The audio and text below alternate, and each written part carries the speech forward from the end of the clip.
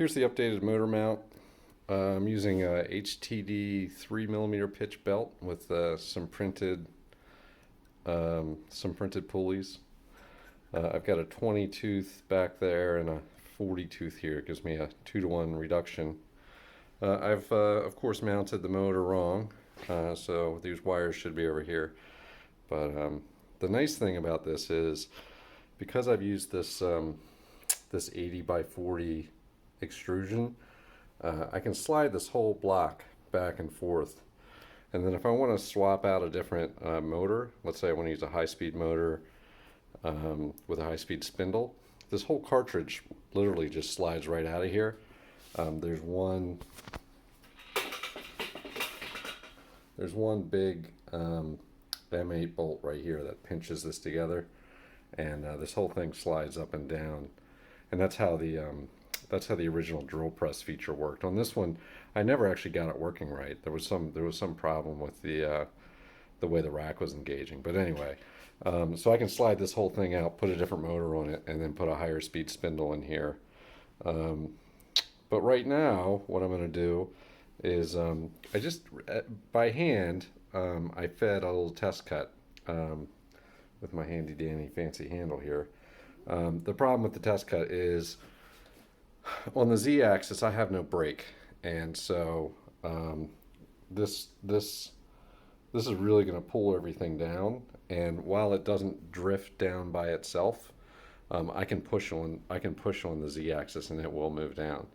So eventually, I'm going to be installing a hand wheel here that's going to be braced on the motor here, and then I'll have the hand wheel over here, and then I'll have another hand wheel up here. I haven't figured out how I'm going to do this quite yet, but the net of all that is I should be able to, once I get the brake on here, and then once I figure out how to do locks for these two axes, I should be able to do some hand milling. But I did this one real quick test cut, and it sounded really good. So I'm going to plug the laptop in and just go ahead and, this is a bandsaw edge. I'm just go ahead and cleave this edge up and test some different feeds and speeds. I think it's going to cut a whole lot better than it did on my first test. And I think my first test, I might have been running the motor backwards.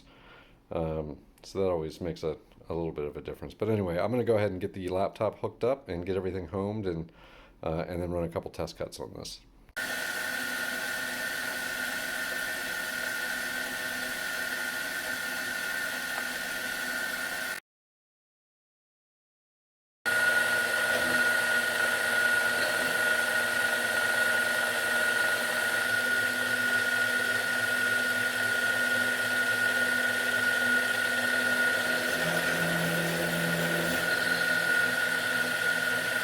All right, so there was quite a lot of cutter deflection there. That was a 1/2 millimeter depth of cut.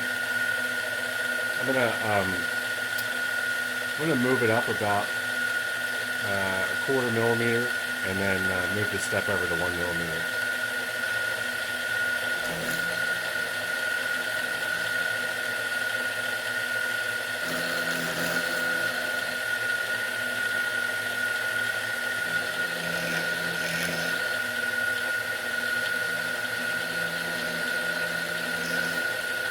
This is 1/2 millimeter depth of cut, a 300 millimeter feed rate, and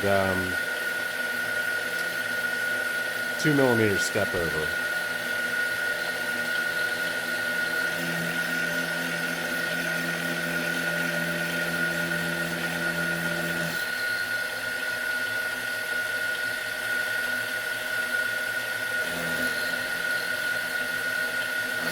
This is a 1 millimeter step over.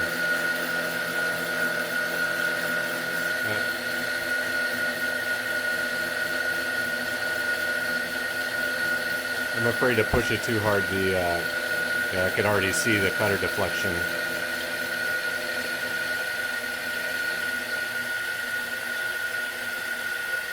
So I kicked up the feed rate to 400 millimeters, and this should be a 1 millimeter step over at that rate.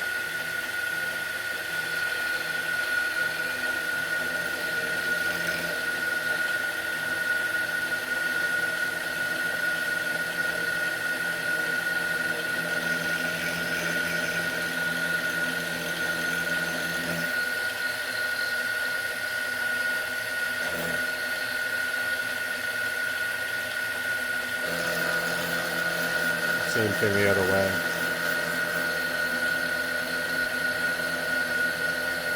It sounds pretty good. The fact that this thing is held together with C-clamps, any noise is amplified.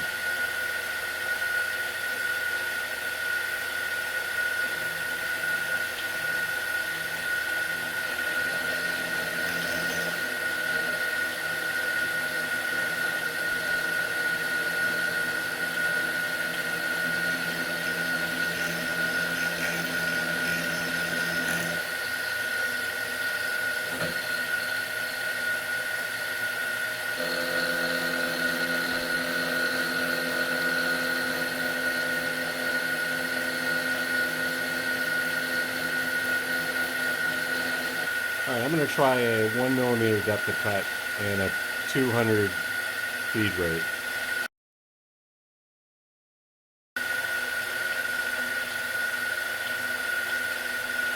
The spindle speed on this is probably about 2,500 RPM, so there's not a whole lot I can do for...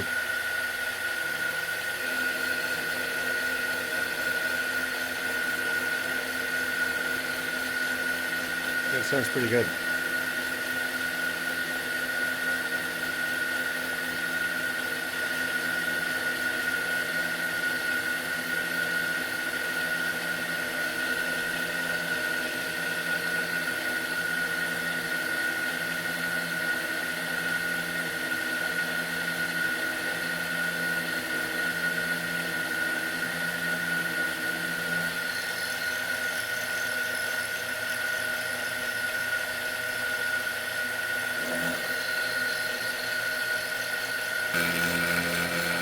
A bigger step over, 1mm depth of cut.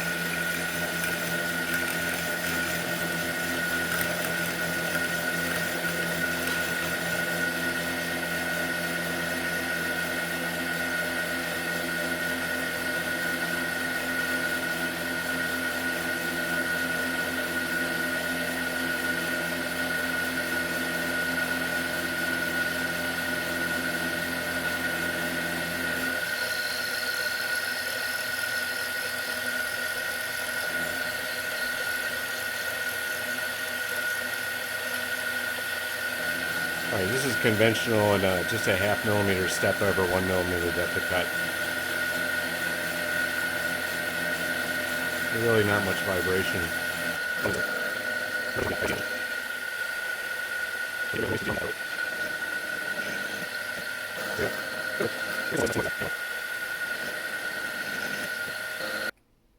So the surface finish isn't anything spectacular.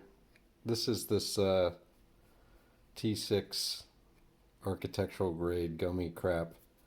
So, you know, based on what it is and the small cutter diameter, I think it did pretty good. So, yeah, I think the new spindle, it definitely doesn't have any of the wobble it had. Motor's a little warm, but I think this is gonna work out pretty good.